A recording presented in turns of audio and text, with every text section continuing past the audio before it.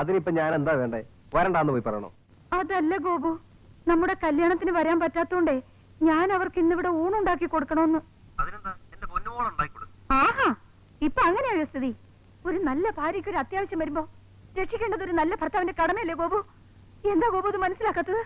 ആ ഓഫീസിന്റെ റൈറ്റ് സൈഡിലുള്ള ഹോട്ടലില്ലേ, നല്ല ചിക്കനും ചൈനീസ് ഫുഡും ഒക്കെ കിട്ടുമെന്ന് ഞാൻ കേട്ടിട്ടുണ്ട്. കുറച്ച് വാങ്ങിച്ചു കൊടുത്തയക്കൂ ഗോപു, അല്ലെങ്കിൽ എന്റെ മാനം പോകും ഗോപു, പ്ലീസ്. വേണ്ട വേണ്ട, മാനമൊന്നും കളയണ്ട. ദേ ഉടനെ കൊടുത്തയച്ചേക്കാം. എന്തൊക്കെയാ വേണ്ടേ? ആ ആ ആ ശരി. സഹായം സഹോദര, താൻ ഈ ഐറ്റംസ് വാങ്ങി എന്റെ വീട്ടിൽ കൊണ്ട് കൊടുക്കണം. ഇതാ അവിടുത്തെ കൽപ്പന പോലെ ഞാൻ ഈ അപ്പം അങ്ങയുടെ ഭവനത്തിലെത്തിക്കാം. എടോ, അപ്പം അല്ലോടോ ചിക്കൻ. കർത്താവിന്റെ മുമ്പിൽ അപ്പവും ചിക്കനും ഒപ്പമാകുന്നു സഹോദര. ദൈവം ഒന്നിനെയും വേർതിരിക്കുന്നില്ല, മനുഷ്യൻ എല്ലാത്തിനെയും വേർതിരിക്കുന്നു. മനുഷ്യൻ അപ്പത്തെ വേർതിരിക്കുന്നു, അപ്പം മനുഷ്യനെ വേർതിരിക്കുന്നു.